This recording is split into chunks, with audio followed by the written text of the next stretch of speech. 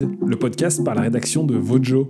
Dans ce podcast, on vous parle de VTT évidemment, on vous parle des sentiers dont on ne se lasse jamais, des personnalités passionnées et passionnantes qu'on rencontre, et on vous parle de nos machines aussi parfois. Après un épisode spécial du Lunch Ride consacré aux Jeux Olympiques, je vous propose qu'on change de discipline, puisqu'on va parler d'enduro avec Alex Rudo. Alex, c'est tout simplement le tout premier champion du monde de l'histoire de l'enduro. Au fil de cet épisode, Alex il va vous parler un petit peu de ce qu'il aime, de son entraînement. Il vous parle de son profil d'athlète, puisqu'Alex il a commencé le VTT avec le VTT Trial, et il revient un peu plus en détail sur la course de Canazei, où il remporte ce fameux maillot arc-en-ciel. Avec Isabeau Courdurier qui le porte chez les femmes, ce sont les deux premiers représentants de la discipline, et c'est un maillot qui est véritablement symbolique, puisque celui-ci est reconnu partout dans le monde.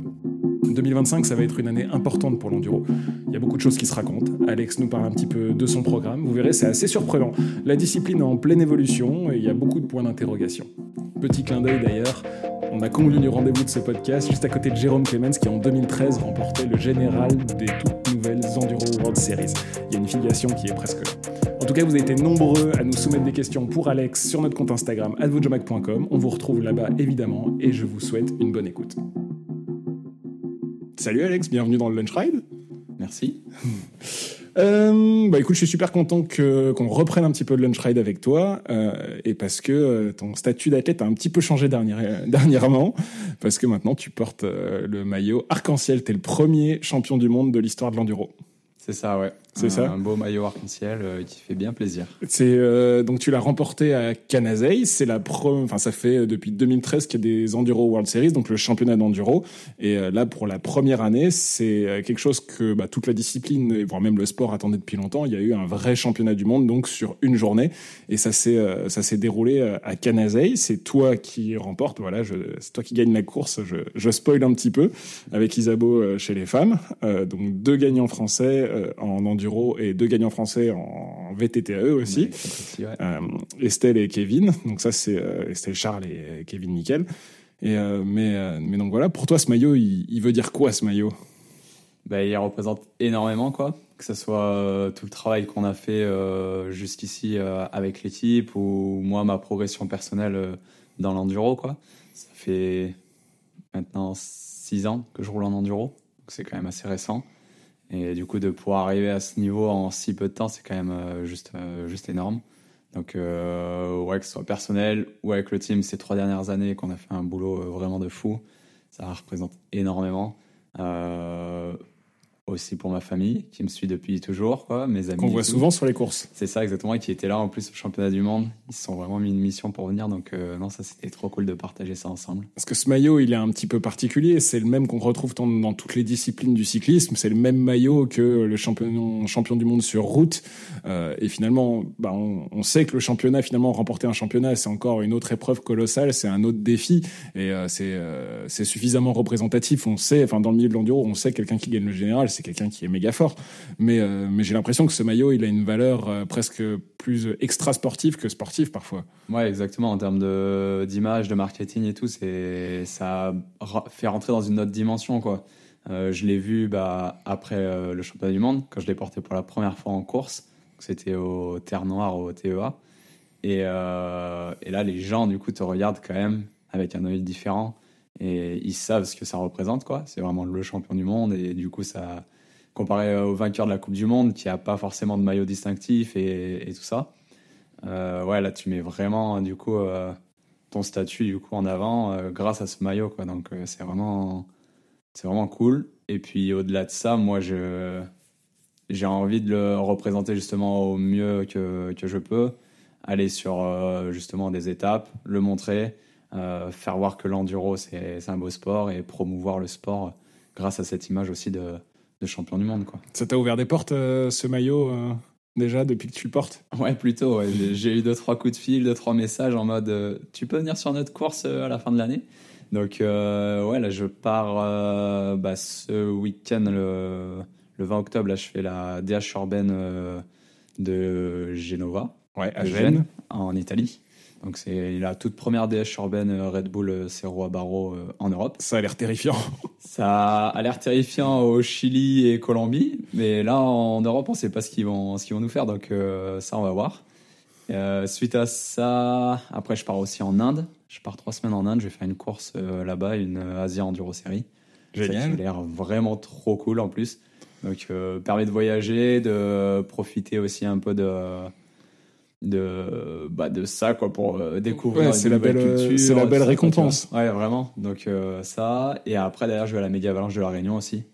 Donc, j'enchaîne encore un peu quelques courses, quoi. C'est ça qui est bien avec l'enduro, c'est que tu peux, avec cette discipline, tu peux te retrouver à aller faire des grosses courses, des événements un peu hybrides, comme aller faire des courses plus régionales, voire françaises ou régionales. On a roulé ensemble. J'ai essayé de rouler plus vite que toi, ça n'a pas réussi. L'enduro des 1000 vaches, la course de Louis Jandel dans la Creuse, mais tu peux aller des toutes petites courses à des trucs vraiment d'ampleur et ça ne demande pas une grosse logistique ou une piste incroyable comme en descente ou même en sport automobile où c'est plus compliqué de montrer ton maillot de champion du monde. C'est ça qui est cool dans cette discipline. Mais ce maillot, il n'a pas été facile. Il a pas été facile à décrocher quand même. Ça n'a pas été une course comme les autres. Est-ce que tu peux nous parler un petit peu de cette course de Canazei? Donc c'est une destination que vous connaissez bien dans l'enduro. Ça fait je sais pas combien de fois. Depuis 2019. Ouais, depuis 2019, c'est au calendrier tous les ans. Je crois que c'est assez apprécié. C'est dans les Dolomites. Parlons un petit peu de comment ça s'est passé ce week-end de course. Et ça a commencé déjà avec un bon coup de neige le jeudi, je crois, où il y a eu 30-40 cm sur les sommets des spéciales. Et là, c'est panique à bord ou... Là, non, parce qu'on est jeudi et la course, elle est dimanche, donc tu te dis, il y a le temps que ça évolue. Mais le souci, c'est qu'il y a eu beaucoup de vent, c'est resté froid, et du coup, la neige, elle s'est tassée, elle a durci sur le sommet. Et donc là, ils ont modifié le programme pour réduire le haut des spéciales, pour réduire certaines spéciales, les raccourcir. Et au final, ils ont fait un boulot de malade, leurs gars, parce que ils ont tout réadapté. Il y a certaines spéciales, ils sont allés même les nettoyer, enlever la neige et tout, parce que quand nous, on a roulé aux entraînements, il n'y avait plus de neige sur la spéciale, mais par contre, il y avait encore de la neige tout autour. Donc, tu te dis, c'est qu'il y a eu du boulot. Ont vraiment fait un travail. Et au final, on avait des belles spéciales qui étaient encore longues et tout ça. Ouais, moi, de l'extérieur, j'avais peur que ce soit le premier championnat du monde et qu'il soit un petit peu avorté, un peu. C'est ça, ouais. Moi aussi, pas aussi bien que ce qu'il aurait pu être. J'avais peur que ça fasse comme Zermatt 2020, ouais. Où ils avaient vraiment tout raccourci, ils avaient enlevé des spéciales et on avait une spéciale ennemie à la fin. Et là, au final, non, ils ont gardé du coup les 5 spéciales, légèrement raccourcies, mais qui au final te laissaient un temps de course quand même assez conséquent. Donc, non, franchement, là-dessus, ils ont vraiment géré. Et toi, dans ta tête d'athlète, là, quand tu vois, ça va être la merde, quoi. Ça va être horrible à rouler, ça va être dur. Qu'est-ce qui se passe dans ta tête à ce moment-là, quand tu vois que ça va rouler sur de la neige ou presque, quoi? Pour moi, plus c'est dur, mieux c'est, quoi. Ouais. Je vais te dire. Tu sais que c'est un avantage pour toi? Meilleur je suis, donc, comparé aux autres. C'est pas, je suis meilleur que sur le sec quand c'est mouillé, mais non, c'est par rapport aux autres, là-dessus, je sais que j'ai un réel avantage. Donc là-dessus je suis assez confiant. C'est plus, on verra au reco déjà qu'est-ce que ça va dire, si c'est vraiment glissant, s'il faut adapter les settings et tout, parce qu'il y a le froid aussi qui est rentré en compte, et les suspensions, l'huile des suspensions avec le froid qui peut du coup être un problème, le choix des pneus, tout ça. Donc ça demandait beaucoup de boulot, beaucoup de remise en question par rapport à ce que vous faites habituellement sur les courses, et au final non, pas tant. Ouais. Tu vois, parce que juste avant, il y avait eu Loudanviel, où vous avez aussi roulé dans le gras. Ouais, il y a eu Loudanviel où on a roulé dans le gras et déjà un peu froid. C'était pas aussi froid, mais déjà un peu froid. Et donc, ouais, non, on n'a pas eu beaucoup de boulot sur le vélo. Donc ça, c'était vraiment cool.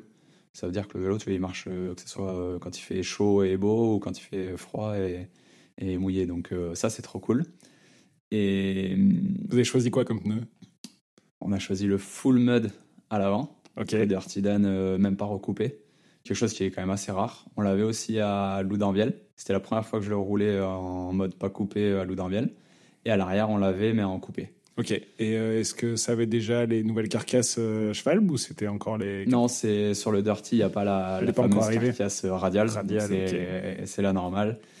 Et j'ai pas encore roulé la carcasse radiale en course. Ok. Je suis encore en mode test à l'entraînement pour trouver un peu les points forts, les points faibles. Ouais, parce que t'as l'impression que c'est plus mou et en théorie, t'es censé mettre un peu plus d'air, quoi. Là, t'es en train de tester ça? T'es obligé de mettre beaucoup plus d'air. Ok. Ça, c'est ce que je me suis rendu compte en l'essayant. La première fois que j'ai mis mes pressions normales, je me suis dit, mais ça va pas, quoi. Ce pneu, il est pas bon, quoi. Et du coup, t'es obligé de vraiment surgonfler pour pas avoir un effet rebond, quoi, et que le pneu te jette en fait à droite à gauche. Et quand tu le gonfles, normalement je mets 1,45 à l'avant. Ouais. Là, je suis obligé de monter à 1,8. Ok. Et là, c'est vraiment impressionnant parce que ça reste souple, ça absorbe les petits chocs du terrain. Et du coup, ouais, c'est assez bluffant quoi, comme comportement. C'est quelque chose que tu vas essayer en course bientôt? Peut-être. Ok. Je les ai encore sur mon vélo d'entraînement là, et c'est mon vélo que je vais utiliser là toute la fin de saison. Donc ouais, peut-être même ce week-end sur la DH urbaine. À voir. Ouh. Et donc, si on revient à cette course, comment ça se passe cette journée de course pour toi? Ça se passe que bon, les recos déjà sont super bien passés.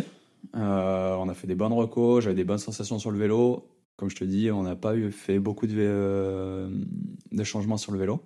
Donc les settings de suspension, on est resté sur les mêmes qu'à Loudanvielle. On est resté sur les mêmes aussi qu'à... C'était quoi la course avant? Pas à Lecce. À Lecce, on avait modifié un peu. Et avant à Lecce, c'était... Ça va vite, hein. Je l'ai plus en tête le calendrier. Bah si, Combloux. Oui, exact. Combloux. Donc ouais, on est resté sur le même setting que Combloux et Loudanvielle. Donc tu vois, c'est des courses qui sont vraiment différentes, mais on garde les mêmes settings. Donc des recos qui se passent très bien. J'ai des bonnes sensations. Il fallait quand même un peu adapter son pilotage parce que ça glissait quand même un peu. Et jour de course, du coup, je me réveille le matin. Je sais pas, je suis bien. Tu vois, j'ai le smile le matin, je me sens bien. Et là, dans ma petite tête, il se passe un truc genre en mode, aujourd'hui, tu gagnes la première spéciale et tu gagnes toutes les autres derrière pour accentuer ta marge. Comme j'avais fait en fait sur mes 3 premiers titres de champion de France que j'ai gagné. Prendre le lead dès le début et prendre de l'écart par la suite. Et je sais pas, j'avais ça en tête, quoi. En mode, c'est ça qu'il faut faire aujourd'hui. Et je pars dans cette première spéciale qui me correspond vraiment bien. Et où je savais que je pouvais prendre justement du temps. Je tombe une fois. Là, donc, je suis quand même un peu énervé contre moi. Une deuxième fois, je me sors de la piste. C'est-à-dire, je m'arrête contre un arbre, je suis obligé de faire marche arrière, pousser mon vélo, repartir. Ouais, en soi, tu perds jamais beaucoup de temps, mais quand c'est à toi que ça arrive, tu te dis, mais là, t'as l'impression d'avoir perdu une vie, quoi. Bah ouais, et quand j'ai regardé la GoPro, du coup, ouais, je perds entre 10 et 15 secondes, quoi, au total. Donc là, j'étais vraiment, vraiment énervé. Après, j'ai super bien roulé tout le reste. Je fais pas de faute, si tu veux, où je traîne ou quoi. Donc, ça, c'était cool. Et puis, j'arrive en bas, donc avec ce sentiment de un peu, j'ai loupé quelque chose. J'étais énervé contre moi, j'étais énervé. Et là, je croise Greg Callaghan qui me dit félicitations, belle spéciale. Je regarde, je dis, comment ça? Il dit, bah ouais, tu gagnes et t'as 3 secondes 5 d'avance sur Richie. Je dis, mais non, c'est pas possible. Et j'étais encore plus énervé contre moi, du coup. J'étais même pas content, tu vois, de prendre le lead. J'étais juste énervé contre moi de me dire, ah ouais, en fait, j'aurais pu avoir plus de 10 secondes d'avance dès la première spéciale. Et vu que je savais que c'était celle-là qui m'allait le mieux et du coup, où je pouvais prendre vraiment cette avance-là. Toi, tu regardes pas les temps habituellement entre les spéciales? Si, ça m'arrive. Là, c'est juste que j'ai continué la liaison après la spéciale. Et du coup, je me suis pas arrêté, j'ai pas checké le téléphone. J'avais prévu de repasser au pit. Je savais qu'au pit, ils allaient me donner le temps. Ok. Et du coup, voilà. Donc là, j'arrive au pit. Les 2 mécanos qui étaient là et qui me disent, ah, c'est bien et tout ce que t'as fait, Alex. Et là, je leur dis, non, c'est nul, j'ai fait que de la merde, pardon. Et du coup, là, je pense que je les ai un peu choqués en mode, ils comprenaient pas trop pourquoi je disais ça, quoi. Mais moi, ouais, vraiment, j'avais envie de bien faire et d'avoir fait ces erreurs, ça m'a quand même un peu coûté, quoi. Et donc, tu repars, deuxième spéciale, couteau entre les dents? Je repars deuxième spéciale avec l'envie de bien faire, tu vois, surtout. De rester focus sur ce que j'ai à faire et du coup, éviter ces erreurs-là. Être vraiment ouais, concentré à 100%. Et c'est ce que je fais. Je fais vraiment une deuxième spéciale très, très belle.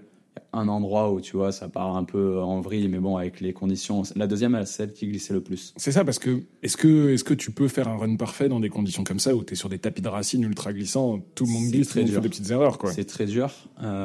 Ou si tu peux, mais en allant doucement, quoi.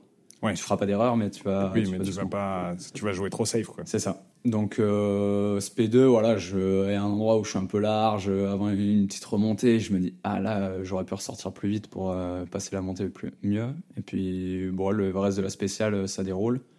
Et j'arrive en bas, là, et on me dit que j'ai 7 secondes d'avance sur le deuxième dans la spéciale. Et là, je fais, waouh, là, il se passe quelque chose. Et je prends 10 secondes d'avance sur Richie, qui était le deuxième au général. Du coup, je finis la SP2, j'ai 13 secondes, plus de 13 secondes d'avance à l'overall, quoi. Et je me suis dit, waouh, ça c'est cool. Et là, après tu restes dans la même mentalité ou tu te mets à gérer un peu? Non, parce que je gère pas, parce que l'aspect 3, c'était une spéciale qui était très physique. À savoir, on avait le départ, ça descendait un tout petit peu, et là, ça faisait 2 pétards. Et j'avais même, la veille, pour tout te dire, envoyé un message dans le groupe des riders et de l'organisation en demandant si ils s'étaient pas trompés, que c'était pas le départ e-bike et que nous, on n'était pas plus haut, quoi.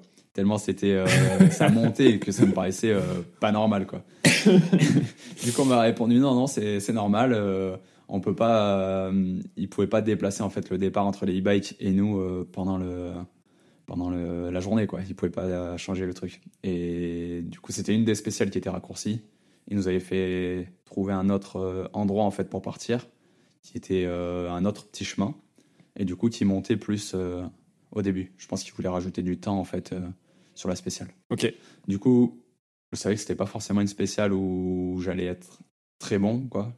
Parce que le côté physique chez Richie est justement un peu plus fort que moi là-dessus. Il doit faire peur, Richie, quand il part juste devant, juste derrière toi, quand même. Ouais, bah là, il partait du coup, c'était le dernier à partir. Moi, j'étais le 4e avant la fin à partir. Donc ouais. Par contre, avant cette spéciale, enfin, dans la liaison pour aller à la SP3, il y a Jessie Melamed, avec qui je monte. On poussait le vélo, là, c'était super raide la liaison. Il me dit je crois que t'as énervé Richie. Oh. Donc là, mentalement, déjà, je me suis dit ça, c'est cool. Ça, tu mets un petit pic, mentalement, il prend un coup. Et on fait cette spéciale, du coup. Le pédalage, le tout premier bout de pédalage, ça passe bien. Et là, il y avait le deuxième, du coup, qui s'enchaînait derrière. Et j'étais là, waouh, là, celui-là, il pique. Mais tout, de toute façon, c'est là que ça peut se jouer. Donc je mets tout, je bascule dans la descente. Là, j'ai les yeux, je peux te dire, en croix complet. Les 2 premiers virages, je manque de tomber tellement je suis cramé. Et je déroule la spéciale, nickel, après. Et j'arrive en bas, je suis en tête encore. Je gagne la spéciale. Wow. Et là, je fais, waouh. Ça, déjà, c'est une bonne étape de valider parce que je m'attendais pas à être aussi bon sur cette spéciale-là. Donc ça, c'était cool. Et là, on fait la liaison, on arrive en haut de la SP4. Et là, c'est Richie qui vient me voir.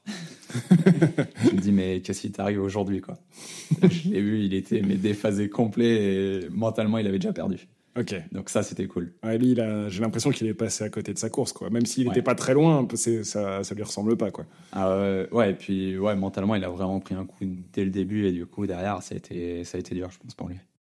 Donc ça, SP4 qui avait aussi une bonne petite portion physique. Donc j'étais encore un peu en mode bon, t'as pris de l'avance, j'étais à 18 secondes d'avance du coup après la SP3. Et je me suis dit, mais il faut aller jusqu'au bout, la SP4, tu sais qu'elle est dure et tout ça, faut continuer. Et SP4, je la gagne encore en prenant de l'avance. Et là, je me dis, waouh, ça c'est cool. En arrivant en bas de la SP4, j'ai 24 secondes d'avance. Il reste une seule spéciale qui est assez courte, fait 3 minutes et quelques la dernière. Et du coup, je me suis dit, bon, bah, là, de toute façon, tout le long de la journée, à partir de l'aspect. Après l'aspect 2, déjà dans toutes les liaisons, j'étais là. Ouais, je pensais au titre, quoi, tu vois. Et c'était dur même de gérer. Savoir, tu sais, se dire, faut pas y penser, mais à la fois, tu vois, t'es obligé d'y penser quand t'es en tête avec autant d'avance. Et quand t'es avant de dropper dans la 5e spéciale, moi j'étais derrière les chronos et celui qui est premier au général avant que tu partes, c'est Louis Jandel. Ouais. Donc c'était sûr qu'il y avait un Français qui allait gagner. On savait pas si c'était toi ou si c'était Louis. Ouais, c'est ce que m'ont dit le team aussi, quoi. Ils voyaient Richie passer la ligne d'arrivée et Louis qui reste en tête. Et là pour eux, bah ils étaient sûrs. Du coup c'était soit Louis soit moi qui gagnais le titre. Donc ça c'était trop cool. Pour toi c'était pas fini à ce moment-là. Pour moi c'était pas fini. Moi je le savais même pas. J'étais en départ, je savais même pas ce qui s'était passé en bas. Mais ouais, Louis, la spéciale qu'il fait, la dernière spéciale, elle est juste incroyable. J'aimerais bien la voir, tu vois, même en vidéo, la spéciale. C'est lui qui a le chrono sur la dernière ou c'est toi? C'est lui qui la scratch. Ah ouais. Okay. Moi, je fais 4e de la dernière spéciale. Et lui, il la scratch et il met 5 secondes et quelques au deuxième qui est Richie. Ok. Et il lui passe devant dans la dernière spéciale. Donc ça a été juste magique, je pense. Et passage de ligne d'arrivée, là, raconte-moi ce qui se passe dans ta petite tête. Déjà, il y a eu au départ, tu vois. Ils nous ont mis 2 minutes d'écart pour la dernière spéciale. Ouais. Ça a été très long. Ah ouais, pour attendre. Ouais, parce que quand tu vois en fait le nombre de personnes que tu as devant toi, tu te dis c'est bientôt à moi, comparé aux 30 secondes que tu as habituellement. Ouais. Et là, 2 minutes, bah, tu te dis, mais quand est-ce que je pars? Tu regardes autour, t'es là, foire. Et puis je suis le dernier à partir. Du coup, une fois que tout le monde est parti, bah, je suis tout seul là-haut. Il y a juste les commissaires. Ouais, parce qu'ils vous avaient replacé après la, C'est ça, ils nous après ont la 4e replacé spéciale. après la 4 Ok. pour qu'on parte dans l'ordre de la course, quoi. Ouais. Donc je partais en dernier. Là aussi, ça se joue dans la tête. Et là aussi, ça se joue dans la tête. Donc je suis là-haut. À mon départ, j'attends mes 2 minutes. Et là, je pars. T'es tout seul? Il y a Je des suis tout mécanos, seul. il y a personne? Non, personne qui est venu. Je pars dans ma dernière spéciale. Et avec Rudy Cabiro, Ouais. au pit juste avant, il me dit tu gères dans la dernière spéciale? Je lui dis non, j'ai pas envie de gérer parce que les dernières fois que j'ai voulu faire ça, j'ai fait des fautes en étant pas assez concentré. Donc là, je pars dans ma dernière spéciale en mode bien, quoi. Je fais mes premiers virages et tout. Et là, il y a un petit bout, il fallait relancer. Et je relance pas. Je suis en mode en attente. Ok. Et là, dans ma tête, je fais mais tu fais quoi, Alex? Faut s'y mettre, quoi, vas-y. Donc là, je mets 2 coups de pédale parce qu'après, ça descendait. Ça descend, une grosse relance. La grosse relance, j'avais prévu de pas la faire à 100% parce que pour pas me mettre justement, tu vois, oxy et faire une faute derrière. Je me mets pas à 100%, je replonge. Et là, pareil, j'ai un coup où je me mets un coup de raquette sur la roue avant. Tu vois, je guidonne 1 fois, 2 fois. Et là, je me dis, mais t'es plus du tout dans ta course, quoi. Mais tu vois, je l'ai senti. Et du coup, derrière, j'ai re-switché, je me suis remis à fond. Et là, je me suis dit jusqu'au bout. Tu franchis la ligne, après on verra. Et je fais ma spéciale, du coup, bien, quoi. Tu vois, je fais pas d'erreur après ça et tout ça. Et là, je passe la ligne d'arrivée. Quand j'arrive vers la ligne d'arrivée, du coup, je savais que si je la franchissais, c'était impossible que quelqu'un me batte avec les 24 secondes d'avance. Et du coup, bah là, je franchis la ligne, je sais que j'ai gagné, quoi. Et là, c'est juste fou. Trop bien. C'est là le team, du coup, qui me saute dessus, machin. Et tu réalises pas trop sur le coup, tu vois, de tout ce que ça signifie. Parce que, ouais, du coup, en fait, tout au long de la journée, limite, je le savais, quoi, que ça allait le faire, quoi. Donc, j'avais déjà un peu assimilé avant. Et tu vois, quand je passe la ligne, je sais que je suis champion du monde. Et c'était presque normal, quoi, tu vois. Ça doit être un soulagement quand même. Hein. Ouais, quand même. Et là, donc, tout le monde me saute dessus. Mon père, mon frère, ma belle-sœur, enfin, on était tous à fond. Il manquait que ma mère, qui, elle, était sur la spéciale plus haut. Ah, génial. Elle avait pas envie de voir l'arrivée. Elle voulait continuer à m'encourager jusqu'au bout, quoi. Et j'avais entendu quelqu'un crier dans la spéciale. J'avais pas capté que c'était elle. Ouais, parce qu'il devait plus y avoir grand monde sur la spéciale. Tout le monde Il y était avait en plus bas. grand monde, ouais. Et surtout, là où elle était, il y avait personne. Il y avait que elle. Et du coup, là, à un moment, je la vois. Elle était, du coup, là où j'ai franchi la ligne d'arrivée, quoi. Et je la vois. Et du coup, je lui fais signe de venir, quoi. Et j'avais pas compris pourquoi elle était là-bas. Du coup, elle vient. Et puis là, c'est des moments qu'on se souviendra jamais, quoi. Tu vois, en famille, partager ça, c'était c'est trop cool. Et après ça, à un moment, il y a Louis parce que j'avais pas capté toujours que Louis était deuxième. Ok. Moi, je passe la ligne, je vois pas les résultats. Il y a tout le monde qui me saute dessus, tu vois. J'étais un peu, du coup, dans mon truc, quoi, de trop content de gagner. Et là, à un moment, il y a Louis qui me dit, mec, je suis deuxième. Et là, je le regarde, je fais, mais non. Tu vois cette image-là qu'on a vue partout, où je le regarde avec une tête. Et là, je fais, wow, c'est trop bien, c'est incroyable. L'histoire qu'on a créée, qu'on a construit ensemble, elle est juste folle. On est partis ensemble de zéro avec le Command Salon Enduro Project. Et d'arriver là, tu vois, tous les deux, 1 et 2 du championnat du monde, quoi. Parce qu'en plus, il faut savoir que c'était la dernière course du team, tous ensemble, quoi. Vu que le team s'arrête à la fin de l'année. Du coup, on pouvait pas finir mieux. C'était trop bien. Bravo. Hein. Mais ça, c'était pas gagné d'avance parce que t'as pas commencé avec l'enduro. Non. Toi, c'était pas ta discipline numéro 1. Tu m'arrêtes si je me trompe. Et tu me l'as appris tout à l'heure, mais ton papa s'occupait d'un club de trial. Et toi, ta première discipline, c'était le trial. C'est ça. Et raconte-moi un petit peu comment t'as commencé le vélo et comment t'as basculé ensuite vers l'enduro et pourquoi. Ouais. Alors, mes parents ont toujours fait du sport. Que ce soit du sport... Mon père faisait de la natation quand il était très jeune, à un niveau championnat de France. Je suis quand même plutôt bien. Ils se sont rencontrés au sport, mes parents. Ils ont toujours fait des raids multisports, pas au niveau, tu vois, mais ils ont toujours été sportifs, du vélo. Ils faisaient de la moto-trial ensemble. de la course à pied, enfin tout quoi, tu vois, tout plein de sports. Et puis un jour, ils m'ont emmené sur une course de vélo trial, du coup au Trial Club de la Burle où j'ai commencé à Colombier-le-Vieux en Ardèche. Et je vois ça, je fais waouh, c'est ça que je veux faire. Trop bien. Je regarde mes parents, je dis ouais, c'est ça que je veux faire. Des mecs qui avaient des vélos tout bizarres et qui montaient sur des rochers, je me suis dit ça c'est cool. Et du coup, ils m'emmènent aux entraînements. Il faut savoir qu'il y avait un entraînement par mois. Ok, oui, ça va. Courbe de progression. Donc, j'essaye. Et puis, je kiffe direct, quoi. C'est un sport où tu as besoin d'être ultra, on va dire, têtu, entêté, tu vois. Parce que tu apprends que par l'échec dans le trial.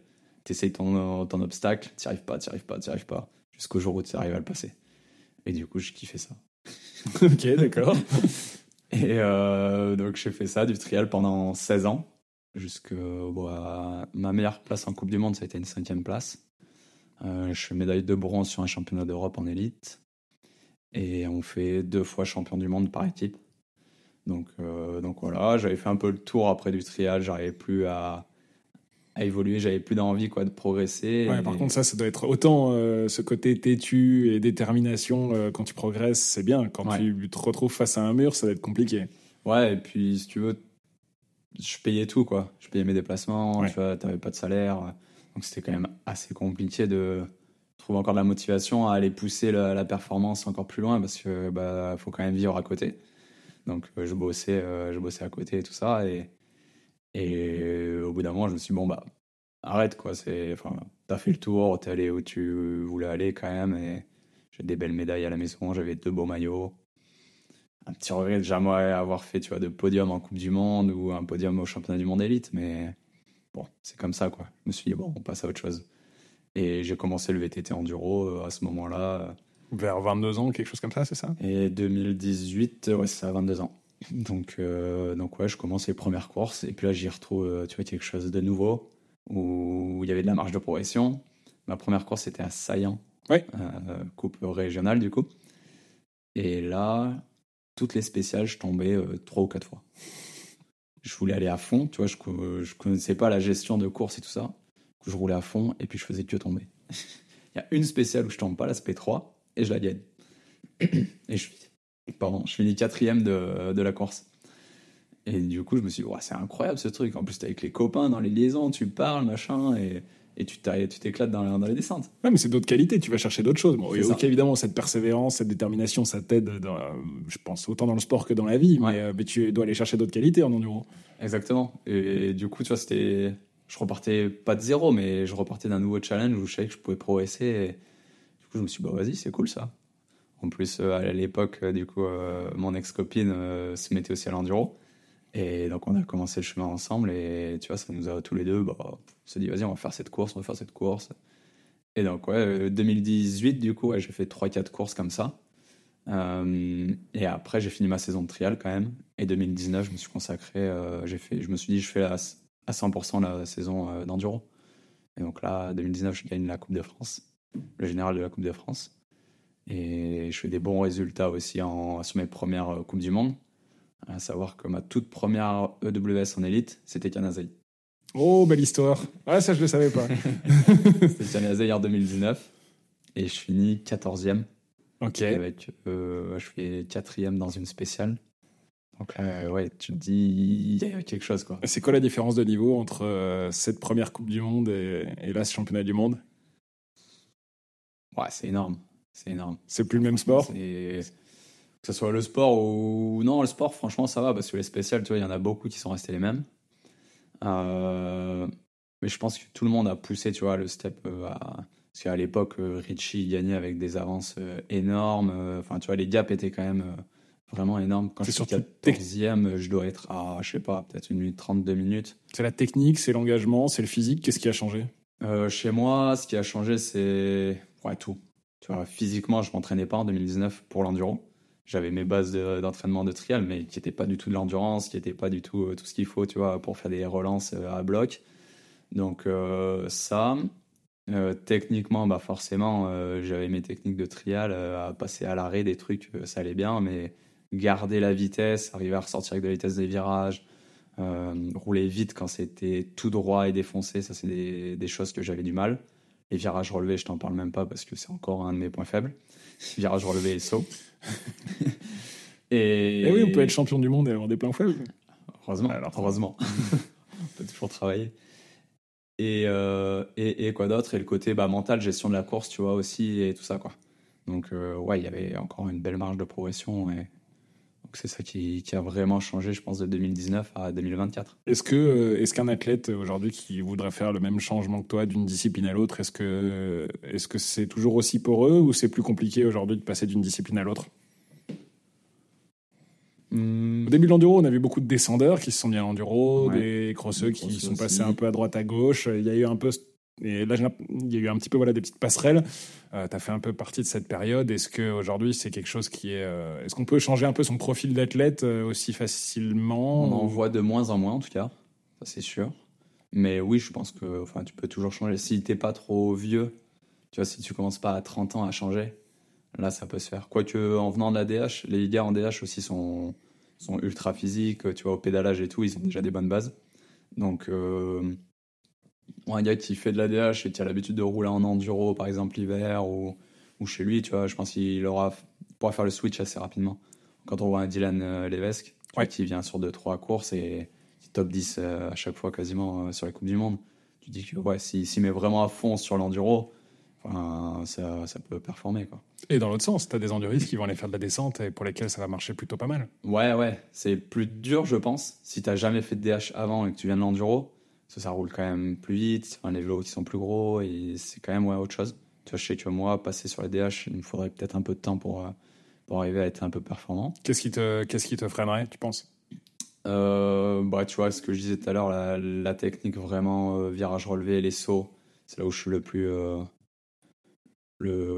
plus handicapé.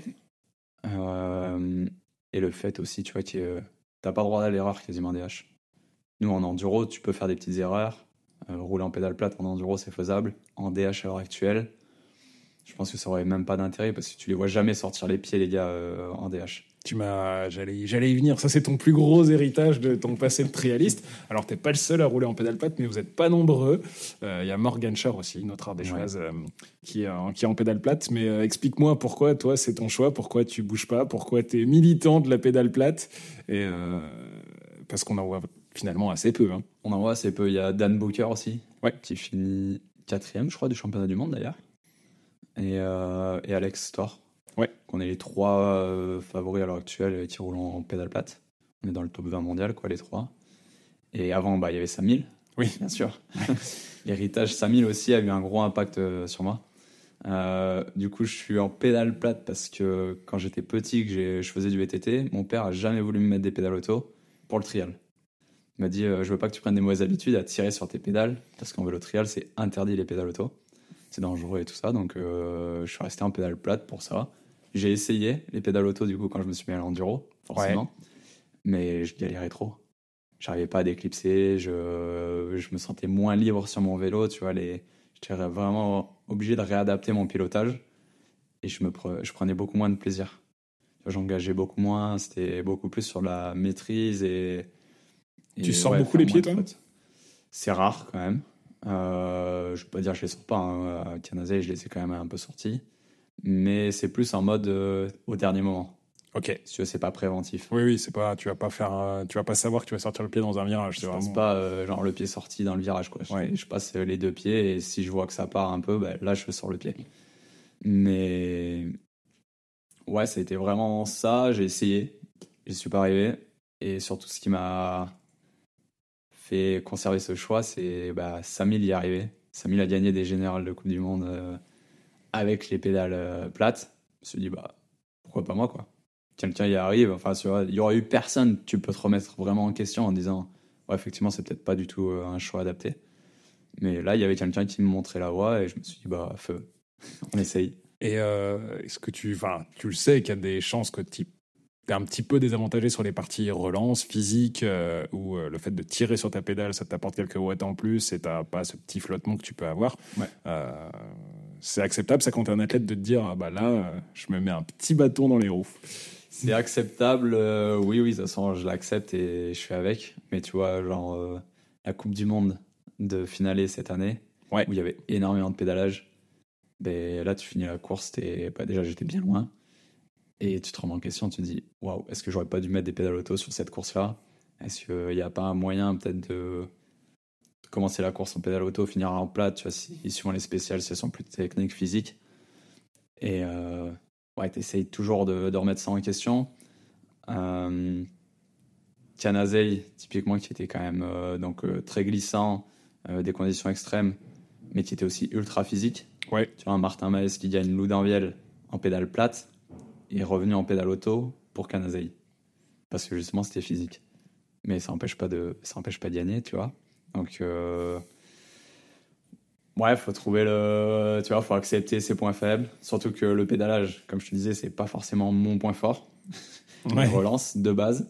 Du coup, avoir les pédales plates, ça accentue un peu cet effet. Après, sur des pédalages, on va dire, assez lisses et tout ça, ça dérange pas. Le plus dérangeant, c'est vraiment quand il y a des petites racines, que là, tu as les pieds qui peuvent vite sauter en pédalant. Donc ça, c'est le plus dérangeant. Après, en descente pure, c'est rare que j'ai les pieds qui sautent. Sauf si j'ai mal réglé mon vélo, normalement, je reste fixé au vélo et il n'y a pas de souci. Qu'est-ce que tu conseilles à des kids? Essayer les pédales plates, essayer les pédales automatiques, apprendre à passer de l'un à l'autre. Ce que je conseille, c'est surtout pas d'essayer, c'est de faire la pédale plate. Pour avoir vraiment les bases techniques en vélo. Savoir bouger son vélo sans justement tirer sur ses pieds, quoi, mais plutôt savoir bouger son vélo. Je plaide coupable. Je triche. Donc, ouais, c'est vraiment ça, quoi. Trouver cette base-là et après passer à la pédale auto, quoi. Un Martin Maes, je pense que c'est le bon exemple. Le mec, il arrive à rouler sur les deux et ça, c'est cool. Et je trouve qu'il le fait peut-être pas assez, tu vois. Il pourrait se dire sur certaines courses qui sont que techniques, rouler en pédale plate, même si c'est pas boueux, même si c'est pas, tu vois, glissant. Et ouais, je pense arriver à faire les deux, c'est quand même bien. Ce que j'aimerais savoir un petit peu maintenant, si tu m'as parlé du passage du trial à l'enduro, t'as parlé un petit peu de tes faiblesses, et moi j'aimerais un peu en savoir plus sur ton entraînement, parce que mine de rien, tout ça c'est apprendre, c'est progresser. Et là, tu me parlais du côté technique que tu avais, mais comment est-ce que tu as appris le reste? Et toi, un peu, c'est quoi les piliers de ton entraînement? Sur quoi est-ce que ça se base? Et en quoi est-ce que tu es un athlète potentiellement différent d'un autre? Qu'est-ce qui est vraiment important pour toi? Déjà, j'ai commencé l'entraînement spécifique en enduro quand je suis rentré dans le team des Ravanel. Ouais. C'est Cécile qui m'a entraîné direct. Et du coup, ça m'a fait un gros changement comparé au trial, où la partie physique, c'était juste de la muscu et basta, on va dire. Et là, je suis passé à faire du vélo de route, faire des intensités. Enfin, j'ai découvert le monde de l'entraînement comme peut le voir en fait tout le monde en vélo de route ou en cross-country ou même en DH, ils en font quand même pas mal. C'était une contrainte ou c'est quelque chose que tu as aimé? C'était différent, donc c'était quand même cool, tu vois. Ça fait des nouveautés et tout, mais c'est dur. Hein. Au début, je finissais les séances, mais rôti. La première séance lactique que j'ai fait, d'ailleurs, j'ai vomi. C'est Cécile qui me dit critère de réussite, si tu vomis, t'as réussi ta séance. Moi, je regarde la séance, je me dis c'est facile, ça va le faire tout seul. Tu te parles. Deuxième série. En plus, je m'étais dit, je fais avec casque intégral, tu vois, pour être bien prêt pour les courses. Et là, il y a un moment, je me suis arrêté sur le bord. Et puis voilà. Et donc, non, c'était quand même très dur. Le côté intensité et tout, c'est quelque chose où tu te fais mal, quoi. Tu vois, faut quand même accepter de se faire mal et de repousser ses limites. Du coup, j'ai encore un peu du mal avec ça, mais bon, quand tu penses, c'est l'objectif derrière qui est important. Donc, tu y vas et tu fais ta séance, quoi. Sinon, ouais, les bases, donc j'ai fait avec Cécile. Après, donc, je fais 2 ans d'entraînement avec Cécile et 2 ans et demi avec Nico Filippi. Ok. Donc, beaucoup, tu vois, de foncier l'hiver, soit vélo de route. J'aime bien le faire en VTT aussi. Parce que le vélo de route, je t'avoue que c'est pas ma passion. Maintenant, j'ai un gravel, donc ça change un peu la perspective. Je peux partir sur la route, faire mes exos, redescendre ou reprendre un autre chemin. Et c'est quand même un peu plus fun. T'es dans la nature, quoi. C'est ça. Et surtout quand je suis en Andorre, tu vois, quand tu fais de la route, tu fais des allers-retours. Ok. T'as pas trop de boucles à faire. Alors qu'avec le gravel, tout de suite, tu peux aller choper une piste, retraverser, et ça, c'est cool. Donc ouais, j'apprécie ça. Et donc, ouais, ça correspond au gros mon entraînement. 2 séances d'intensité par semaine, alliées à 2 séances de muscu. À côté de ça, du VTT, on va dire endurance. Ouais. Du 3 heures VTT enduro, plutôt, quand même. Histoire d'aller se faire plaisir quand même en descente. Et après, du travail technique. Ça, soit de la shuttle, soit et de l'e-bike.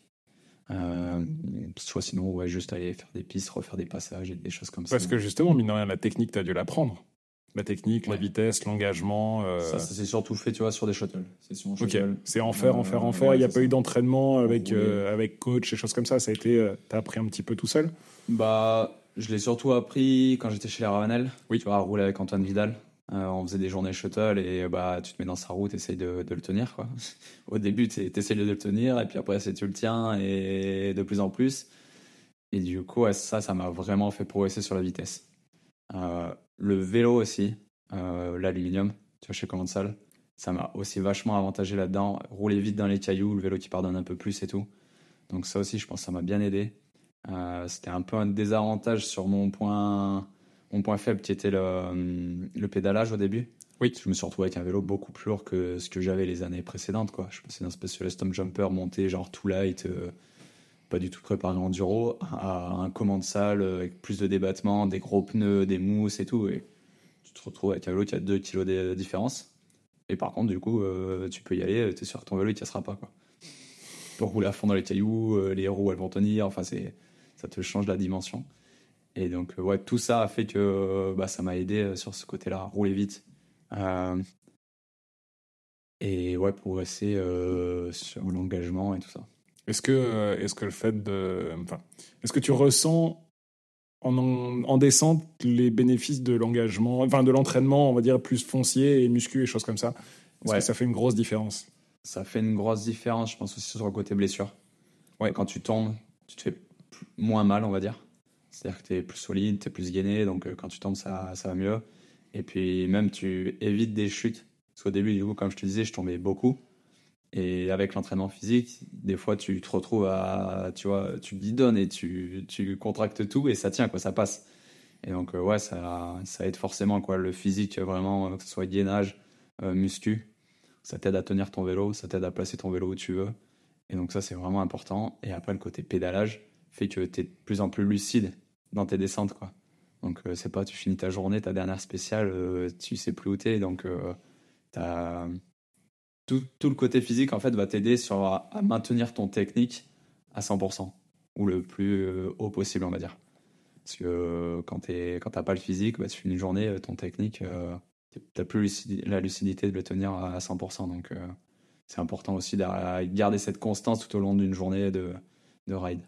En enduro, vous passez sur des terrains très différents. Est-ce que dans ton entraînement, il y a aussi la recherche de diversité de terrain et de diversité de pistes où tu trouves un endroit en Andorre ou en Ardèche ou ailleurs où tu as suffisamment de cas de figure à travailler pour te dire c'est bon, je suis bon partout? Ouais, je voyage tellement, je me déplace tellement, tu vois, à droite, à gauche, j'ai pas besoin de rechercher de la diversité. Je l'ai naturellement. Que ce soit en Andorre, déjà, j'ai 4-5 types de pistes vraiment différentes. Pardon. Et après, du coup, je vais en Ardèche, c'est encore autre chose. On va faire un team camp en Espagne, en Italie, c'est encore des pistes différentes. Donc, Mais on va souvent chercher des bonnes conditions parce que c'est sympa à rouler. Ou est-ce que parfois tu dis ouh, là ça a l'air horrible, c'est de la glace, du calcaire et il pleut, je vais y aller. Est-ce que tu te mets ça comme challenge de temps en temps? Je me dis pas, je pars en Angleterre la semaine où il fait beau, tu vois, pour aller rouler dans des conditions de merde. Mais par contre, à l'entraînement, s'il pleut, s'il fait pas beau, si c'est extrême, j'y vais, quoi. Tu changes pas le programme. Oui. J'ai 3 heures d'endurance et il pleut, bah, j'y vais quand même.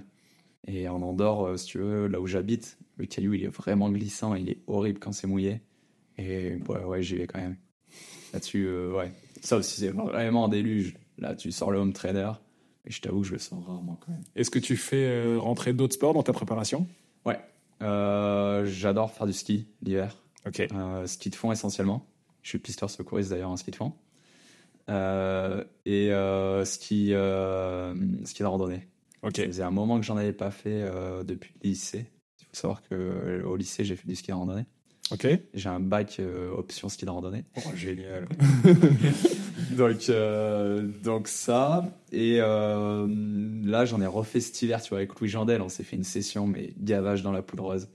Et ça me donne trop envie de cet hiver aller remettre les pots et faire du bon ski, quoi. Et ça, tu peux te le mettre dans ton planning d'entraînement? Oh oui, 100 fois, ouais. Ski de randonnée, il y a Ouais, pas j'en mieux. doute pas, hein, j'en C'est doute comme pas. l'enduro, tu vois. Tu montes, tu fais ton endurance à la montée, puis tu te régales en descente, tu te fumes les cuisses. Donc ouais, non, là-dessus, c'est trop bien. J'adapte vraiment mon training aussi par rapport à mes envies. Faire que du vélo, je pense que je pourrais pas. Mentalement, tu vois, c'est trop épuisant et puis c'est trop monotone. J'ai besoin quand même un peu de changement. Donc ouais, je fais ça. J'aime bien l'escalade. Ça fait 1 an là que j'en ai quasiment pas fait suite à la merde que j'ai eu au Prat l'année dernière. Ouais. Et du coup, là, j'en ai refait il y a 2 semaines, 3 semaines, un peu de bloc et c'était cool. Et ça, je fais de la moto-trial aussi. Donc, je m'y suis mis il y a 2 ans. Oh, ça, à mon avis, ça doit te plaire. Entre le background du trial et tu vas chercher un peu de vitesse et du pilotage entre les différentes zones trial, ça doit te plaire, ça. Et ouais, ce que j'aime le plus, ouais, c'est vraiment faire de la zone en trial, tu vois. Ouais. Parce que pareil, je suis arrivé sur la moto-trial, je savais pas du tout faire de moto. Hein. Un embrayage, passer des vitesses, je savais pas faire. Du coup, il m'a fallu un peu de temps d'adaptation, mais c'était encore un nouveau challenge, faire repartir de zéro sur un sport et essayer de progresser. Et donc, ouais, je me régale en moto-trial. Je le fais pas souvent parce que faut arriver à tout faire. Mais ouais, je m'amuse bien là-dessus. Vélo trial, tu remontes dessus de temps en temps ou pas? Vélo trial, j'en fais 2-3 fois par an. Ok. Histoire de remonter dessus, aller au club du coup avec les jeunes et puis voilà quoi. Ouais. Tu me disais que tu avais bossé avec Cécile, Ravanel, avec Nico Filippi, et Ouais. donc c'est-à-dire que là c'est terminé, t'as changé, t'es plus avec Nico Filippi? Ouais, c'est ça, j'ai fait 2 ans et demi du coup avec Nico, un peu plus. De fin 2021 du coup, quand on a commencé à bosser pour 2022, 2023 et jusqu'à cette année, courant d'année. Entre Cécile et Nico, les deux m'ont fait progresser énormément, quoi. M'ont apporté une base qui est ultra solide. Et j'avais besoin un peu de renouveau, quoi, tu vois. Dans l'année, ça a commencé à devenir un peu lassant, tu vois, l'entraînement. J'arrivais plus à trouver une motivation à aller à l'entraînement et tout. Et du coup, j'ai dit à Nico, on en reste là. Il a compris tout à fait ce que je demandais. Il savait que depuis un moment, j'essayais de le challenger là-dessus. Mais lui, il voulait pas changer son schéma complet d'entraînement, tu vois. T'es un entraîneur, t'as tes spécificités, t'as ton mode de fonctionnement. Et il pouvait pas tout changer, tu vois, pour moi. Oui. Et du coup, on s'est arrêté là-dessus on est resté dans un très bon terme. Et du coup, j'ai complètement changé. C'est une prise de risque quand même, hein? C'est une énorme prise de risque. Il y en a beaucoup qui... Parce que... On m'a mis tu vois, des alertes en mode t'es vraiment sûr de faire ça avant les 2 dernières courses de l'année. Ah, t'as changé en cours de saison? Et ouais, j'ai changé après Aletsch Arena. Ok. Et après la Suisse, du coup, mi-juillet. Et surtout, en plus, la collaboration avec Nico, là, je regardais un petit peu tes résultats en préparant le podcast. Tu as eu un gros gap et t'es passé du top 20, top 30 au début 2022 à début 2023, top 10 régulier, quoi. C'est ça, ouais. Donc, c'est ensemble que vous avez construit un petit peu ça. Ouais, et c'est pour ça aussi que j'ai pas changé fin 2023. Je me suis dit, ça marche. Il y avait des petits trucs que je voulais améliorer, mais ça marchait. Et donc, je me suis dit, continue comme ça.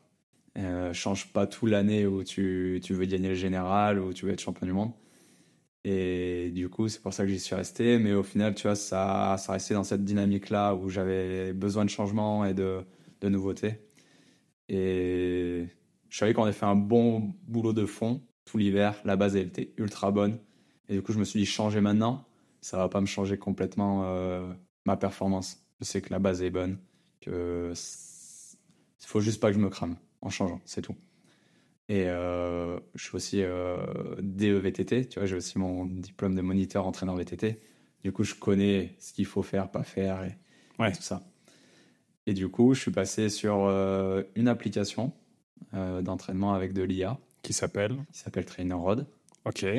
Donc c'est un copain qui me l'a conseillé, Cédric Guérin. Lui, il travaille pour cette application. Quand il m'en a parlé, je me suis dit, ouais, pourquoi pas voir ce que ça dit. Puis je me suis intéressé un peu plus. Et en fait, c'est génial. C'est basé sur ce que tu fais en temps réel.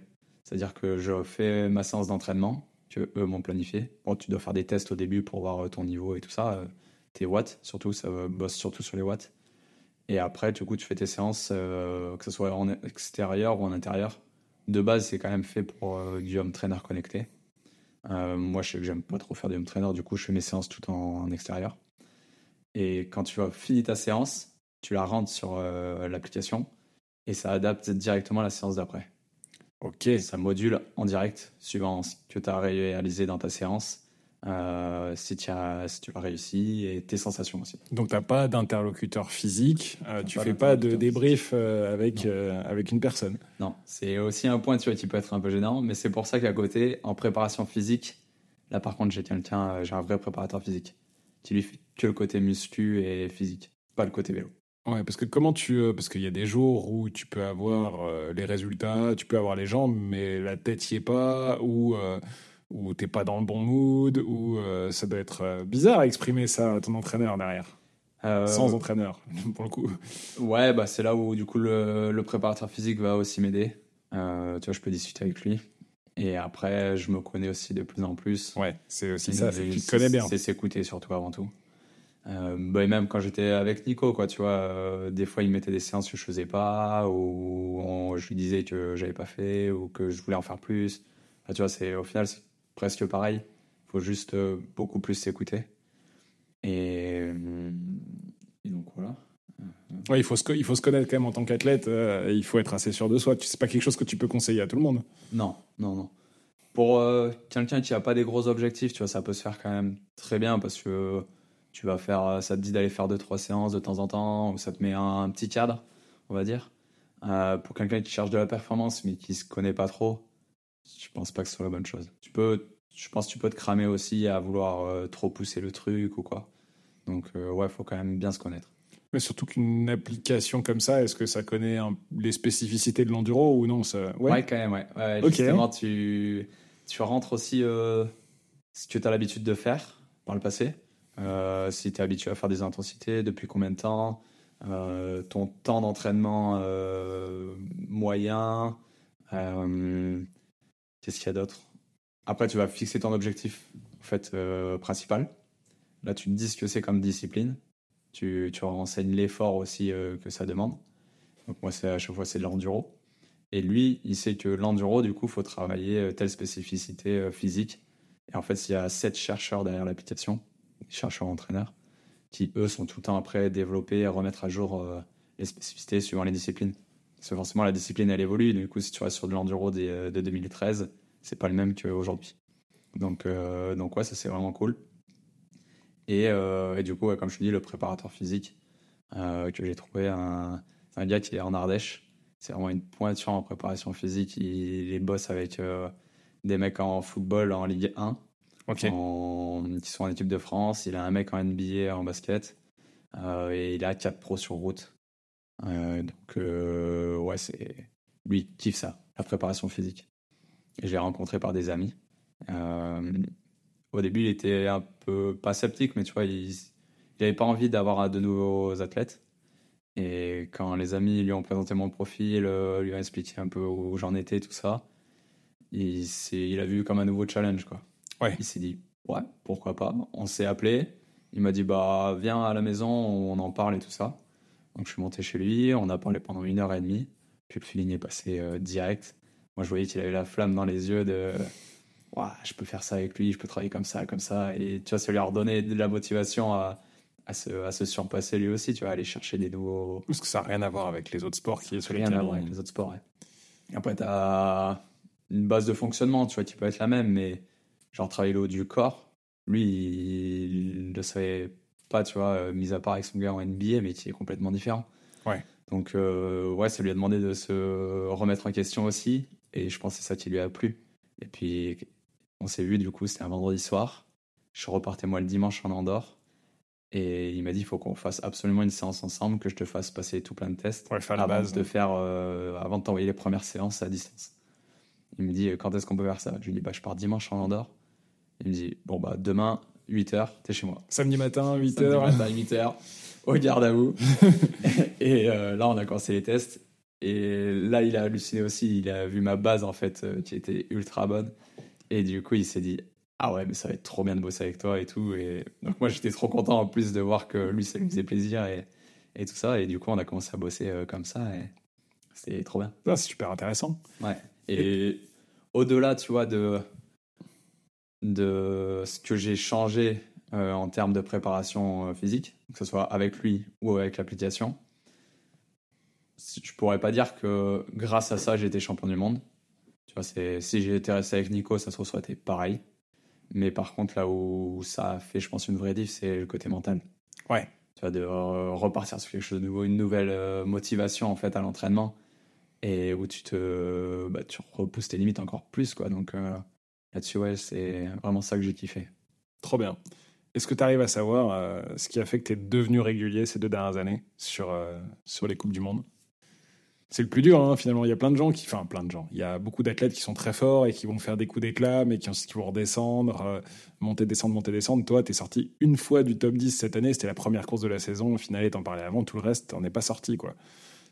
T'arrives à savoir un petit peu. Ouais, et l'année d'avant aussi, avec que les 2 premières courses où j'étais en dehors des top 10. Ouais, c'est dit. Depuis, entre 2022 et 2023, il y a eu un gros gap, quoi. Je pense que c'est le tout, tu vois. Ça fait pas longtemps que j'ai commencé l'enduro. Et forcément, fallait apprendre tout ce process, que ce soit physique, stratégie, technique, tout, quoi. Et donc, je pense que ça s'est mis petit à petit en place. C'est une forme de maturité pour toi? Ouais, exactement. Et tout le travail qu'on a fait aussi, tu vois, avec le team, comment c'est l'Enduro Project, le développement sur le vélo, toute l'équipe que j'ai su construire autour de moi avec le team. Ouais, c'est un tout qui fait que plus tu avances, plus tu grandis, plus tu deviens performant et puis ça avance comme ça, quoi.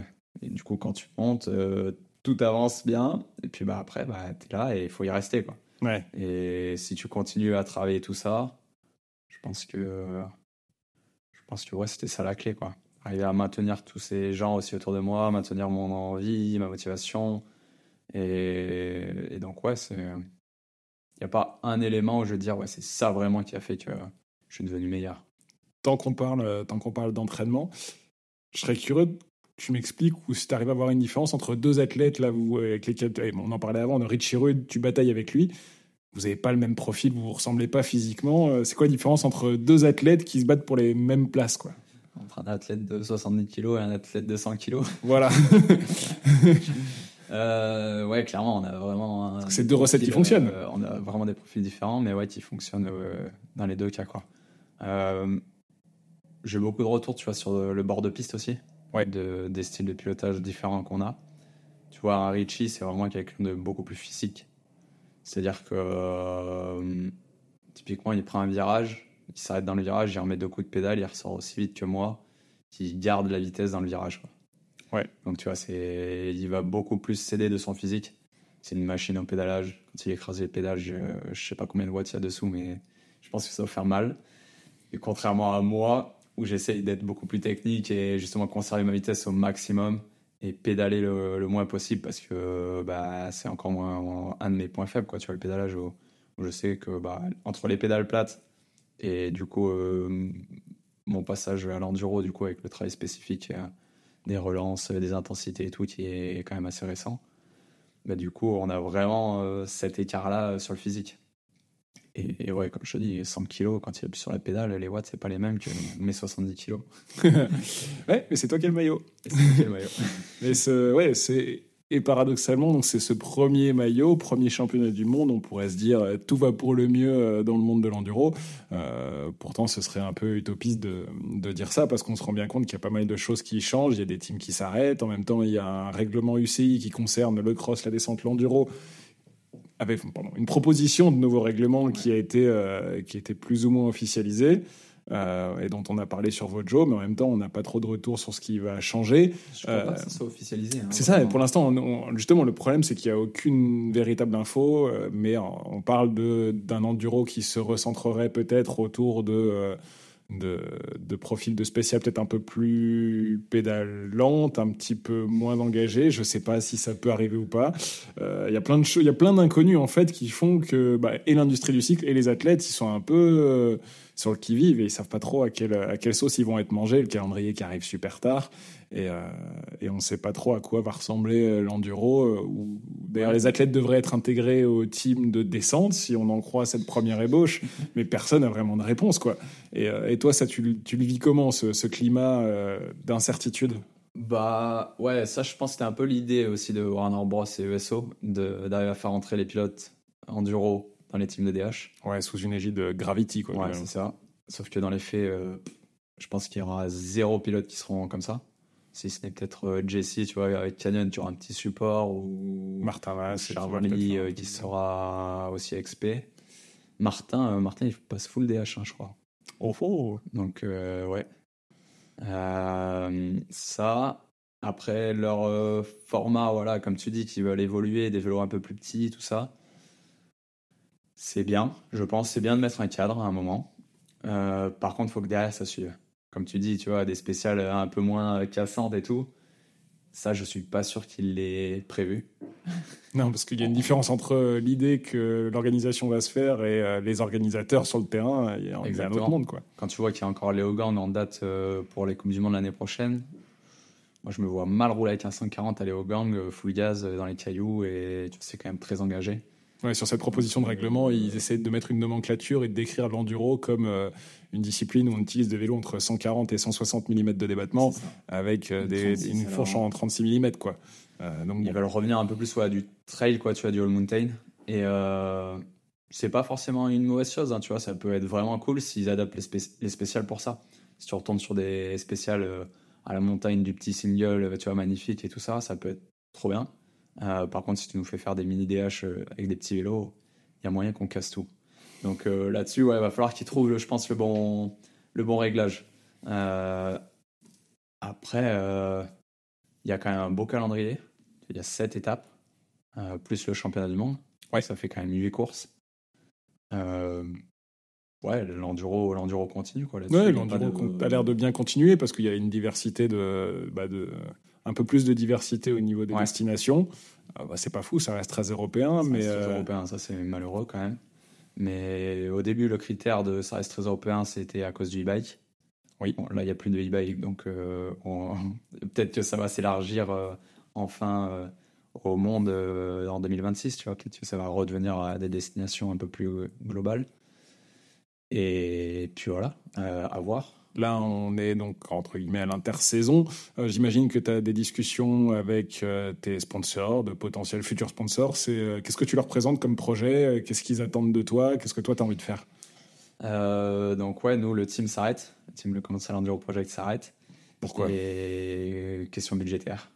Ok. Question budgétaire, question médiatique aussi de l'enduro.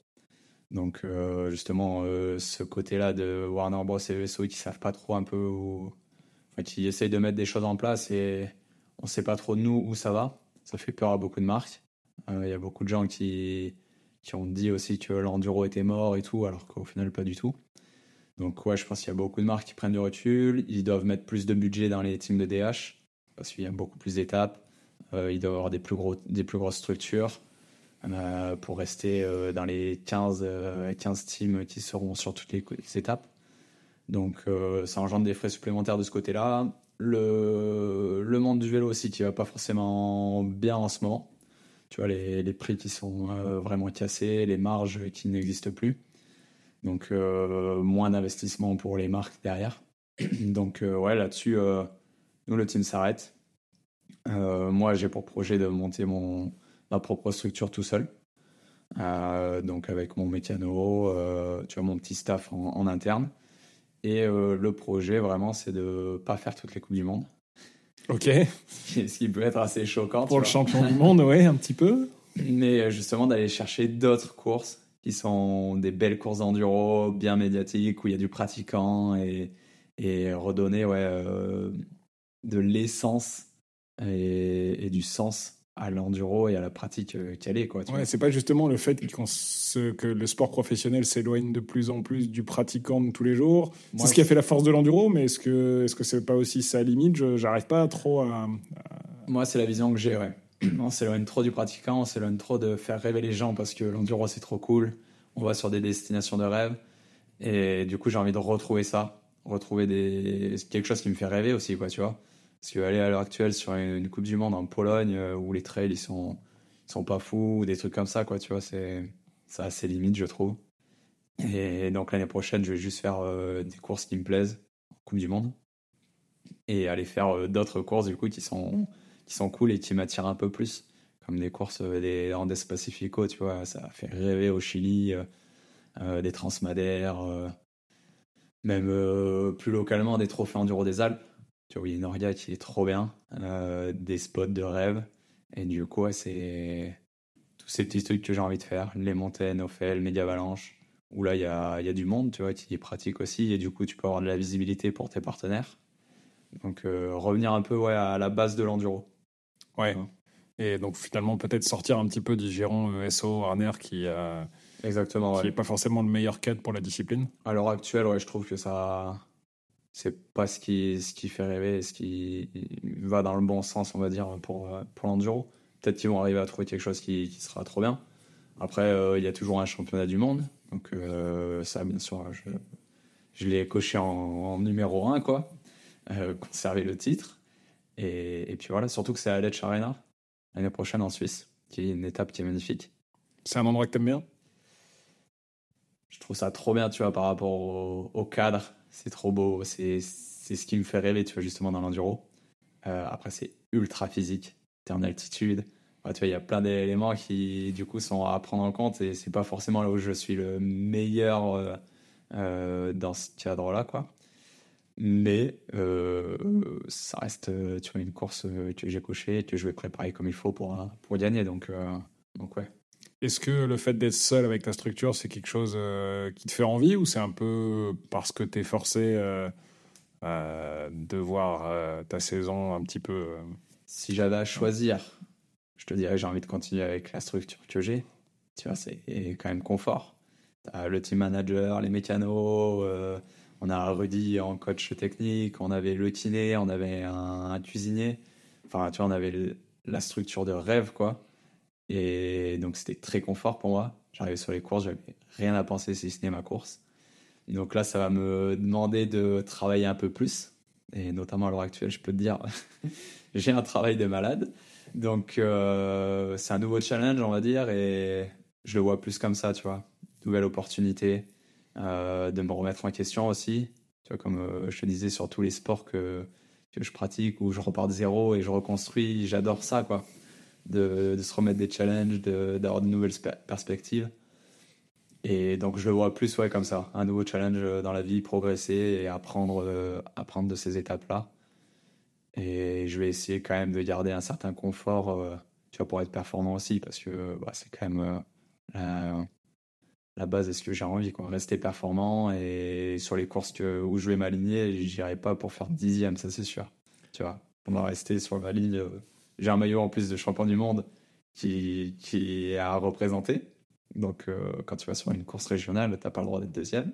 Ouais, ça doit mettre sacrément la pression, ça, mine de rien, parce que tu dois avoir envie de te relâcher, de te dire, bon, allez, tranquille ce week-end, mais tu peux pas. Ouais, t'as pas trop le droit, même si bah, ça va arriver. Et puis, tu vois, même c'est arrivé sur les 2 dernières courses locales que j'ai fait, je me suis fait battre sur des spéciales. Mais ouais, t'as envie de représenter ce maillot à la valeur qu'il a, quoi, donc être le meilleur mondial. Et ouais, après, la pression, c'est, tu vois, comme on disait, il faut juste apprendre à la gérer et tout ça. Donc, non, c'est plus faire les choses comme il faut. Arriver à avoir le budget qu'il faut pour faire justement ces choses bien. Et puis après, ça déroulera, quoi, tu vois. Me construire ma petite équipe en fonction de tout ça. Et puis voilà. Bien bosser dans l'hiver pour après se dégager la tête durant la saison. Trop bien. Bon, bah, c'est un bon programme. J'espère qu'on va pas perdre trop de tes concurrents quand même pendant l'hiver. Ouais, j'espère aussi. Que ça, voilà, c'est le fait qu'il y ait ces incertitudes. J'ai l'impression que c'est pas le sport qui va forcément mal, mais le manque de communication, ça aide pas les gens à se projeter, ça aide pas les marques à se projeter, à engager les bons budgets. Et finalement, il y a des gens qui vont se retrouver sur le carreau, alors que finalement le projet il existe, quoi. Ouais. Et ouais, c'est pour ça, tu vois, moi je suis quand même pas mal en contact aussi avec les autres top pilotes. Et on va essayer de proposer quelque chose tu vois, d'un peu différent aussi là-dessus, quoi. Si on peut tous aller sur les mêmes events tu vois, et proposer des belles manches qui sont vous avez des groupes, comment qu'est-ce qu'il y a dans ces échanges? Ouais, on a un petit groupe d'athlètes, les top athlètes, quoi. On avait beaucoup travaillé sur justement aider Warner Bros et ESO à aller dans le sens où on veut nous. Je t'avoue que ça n'a pas forcément abouti à des choses très, très concrètes et au contraire, quoi, on n'est pas forcément écoutés. Ils sont pas ouverts à la discussion? Ils sont ouverts à l'écoute, pas très ouverts à l'échange et très fermés sur leurs idées. Ok. Si je peux résumer. Ok. Donc, ouais. Il y a une personne que je porte pas trop dans mon cœur qui est en haut de tout ça et qui a des idées très fermées, qui est très politique et tout ça. Donc, faut faire avec. Faire son chemin aussi et pourquoi pas leur montrer qu'il y a d'autres choses qui existent et peut-être qui vont s'ouvrir un peu par la suite, quoi. Donc voilà. Continuer quand même à échanger avec eux. C'est quand même important et leur donner notre point de vue. Peut-être qu'ils l'entendront pas aujourd'hui, mais demain, ça va évoluer. Donc, faut pas rester fermé là-dessus et juste quand même faire ce qu'on aime. À la base, c'est l'essentiel. Et puis voilà. Eh ben, on n'a plus qu'à espérer qu'ils écoutent ce podcast. Hein. Sur notre compte Instagram @vojomag, j'ai demandé aux gens qui nous suivent de te poser des questions. J'en ai eu pas mal. Il y en a quelques-unes qui ont été répondues, auxquelles on a déjà répondu ensemble. Celle qui est revenue le plus souvent, c'était les pédales plates. Je pense que maintenant tout le monde a la réponse. Et sinon, j'ai des petites questions intéressantes. Est-ce que quand tu étais plus jeune, tu as participé au TFJV, Trophée de France Jeunes Vététistes, Trophées régionaux Jeunes Vététistes? Est-ce que tu as participé à ces épreuves? Et non, parce que du coup, j'étais vraiment dans un club spécifique trial. Donc, je connaissais même pas l'existence en fait de tout ça. Je l'ai découvert que quand je me suis mis vraiment au VTT, quoi. Que les gens te disent, moi, je viens du TFJV. C'est quoi le TFJV? C'est quelque chose que tu aurais aimé faire? Et j'aurais vraiment aimé le faire, ouais. Avec du recul, quoi. Tu te dis, ouais, c'est trop cool, quoi. Ça mêle toutes les disciplines, justement. Et je pense que ça fait des athlètes qui sont vraiment polyvalents. Des très bons enduristes, notamment, je pense. Et il y en a quelques-uns qui viennent de là. Louis Jandel en est un bon exemple. Est-ce qu'il y a des courses que tu aimes plus que d'autres? Tu veux dire par le format ou destination ou format? Les deux réponses peuvent être bonnes. Destination, bah oui, forcément. Tu vois, Loup-d'Envielle, c'est une de mes destinations préférées, que ce soit en termes de riding ou d'événements. Parce que l'événement, il est juste fou, quoi. Tout le monde qui vient sur l'événement est là. Ah ouais, c'est trop bien, quoi. C'est central au milieu de la vallée, là. T'as le petit lac, c'est trop beau. Il y a la place pour les exposants. Enfin, tout est réuni. Même les spéciales, elles arrivent toutes, tu vois, quasiment au même endroit. Pour les spectateurs, tu te déplaces trop facilement. Maintenant, t'as la DH aussi, qui est trop belle. Donc, ouais, Loup-d'Envielle, c'est quand même mon numéro 1. Ça l'a toujours été, de toute façon. Je gagne mon premier général de Coupe de France là-bas.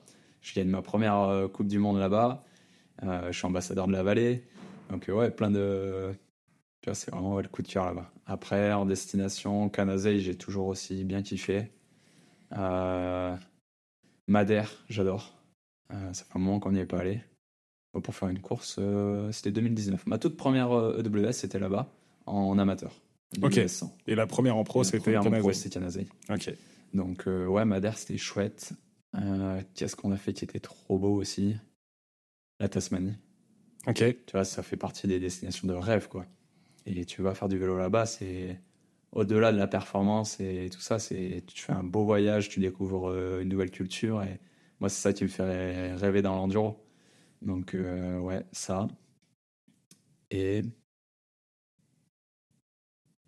après, c'est des destinations qui sont pas forcément des courses, quoi, comme le Beaufortin. J'adore. Il y a beaucoup d'épingles, ce que j'adore. C'est pas moi qui vais te faire dire le contraire.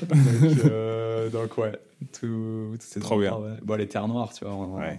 C'est aussi, ça a été ma deuxième course d'enduro de ma vie, après Saillant. Et là, j'y suis retourné du coup cette année avec le maillot et c'était trop cool, quoi. Trop bien. Sur les crêtes noires, c'est trop. Et on avait une partie de l'équipe qui était sur le Roc d'Azur en gravel et ils t'ont vu aussi. Ah mince, on m'a vu. C'était bien, ça t'a plu? Qu'est-ce que t'as aimé là-dedans? Ouais, je me suis vraiment régalé, tu vois. On est parti à la petite équipe, Kylian Bron, Mathieu Ruffray et moi, en se disant, on fait le truc ensemble, pas trop en mode course, plutôt en mode on va s'amuser entre potes. Donc on est parti. Je vous crois pas 5 minutes. Ouais, à partir du moment où il y a eu le top départ, je pense que le mode course il était enclenché. Ça, je te crois pas du tout. J'étais déjà en mode un peu, ouais, on va quand même se tirer la bourre, quoi. Et eux ils étaient là, non, mais on y va tranquille, Alex et tout. Non, mais ni Kylian, je savais de toute façon qu'au top départ, ça allait partir et qu'on allait, une fois qu'on serait dedans, ça mettrait du gaz, quoi. On est quand même parti soft. On n'a pas fait le start à bloc, on voulait pas se perdre dès le début, surtout. Du coup, on est partis les 3 ensemble et tout. Bon, on a perdu Mathieu assez vite. Il est cramé là de la saison. Petit ange parti trop vite. Il faisait plus trop de vélo ces derniers temps, du coup, on l'a perdu assez vite. À 25 km, il nous a dit non, mais allez-y, les gars, je suis mort. Et après, on a fini tous les deux avec Titi, et là, on s'est régalé, quoi. On montait un bon rythme. En descente, bah, t'imagines, Kylian et moi en descente sur des gravels, ça envoyait un peu, quoi. On a fait quelques beaux dépassements. Et ouais, on finit plutôt bien, tu vois. Je me suis vraiment régalé. Et j'ai dit à Titi, bah, l'année prochaine, on y va, on part première ligne, on fait la course vraiment, quoi. Ouais, donc ça t'a donné envie d'y retourner. Ouais, bah, surtout que le parcours est quand même assez chouette là-bas. Tu vois, on n'avait pas beaucoup de routes. Il y avait des parties un peu techniques. Il y en a même qui se sont plaints que c'était trop technique. Moi, je me suis pas plaint. J'ai trouvé ça trop bien. Donc, ouais, plutôt cool ça. Trop bien. Il y a Jacques qui teste des vélos avec nous dans la partie belge de la rédac qui nous demande pourquoi tu roules avec une roue en carbone devant et une roue alu derrière sur ton vélo. Alors ça, c'est pas vrai tout le temps. C'est juste sur mon tempo avec lequel j'ai fait les terres noires et les 1000 vaches. Donc un vélo plus petit que ton méta qui est ton vélo de course moins habituel. De débattement, 125 mm de débattement à l'arrière et par contre j'ai mis une 36 à l'avant en 150. Et du coup c'est juste que mon vélo était monté comme ça, j'avais la flemme de changer les roues. C'était des roues proto là, que j'ai en carbone et que du coup j'avais laissé sur mon vélo à l'avant et du coup je l'ai pas changé. Bah, bravo, sinon, fin technicien. Non, ça par contre c'est une vraie question. T'aimes bien tester sur ton vélo, aller chercher de la performance de ce côté-là, ou c'est un truc qu'il faut faire mais pour lequel t'as pas forcément de... Non, ouais, j'adore et j'ai vraiment, tu vois, appris ça aux côtés de Coensal. Du coup en 2000, les premiers tests que j'ai fait avec eux c'était 2021 quand j'étais encore chez Ravanel, qu'on avait modifié un peu mon méta TR. Je sais pas si tu te rappelles, on avait fait les photos après le championnat de France. Premier titre des champions de France. Voilà.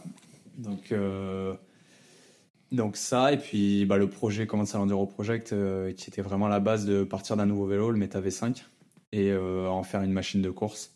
Donc là, j'ai passé surtout des heures, mais incalculables, à bosser sur ce vélo-là, à le faire évoluer, et j'en suis trop content, quoi, de voir de où on est parti jusqu'à aujourd'hui, le vélo, comment il marche.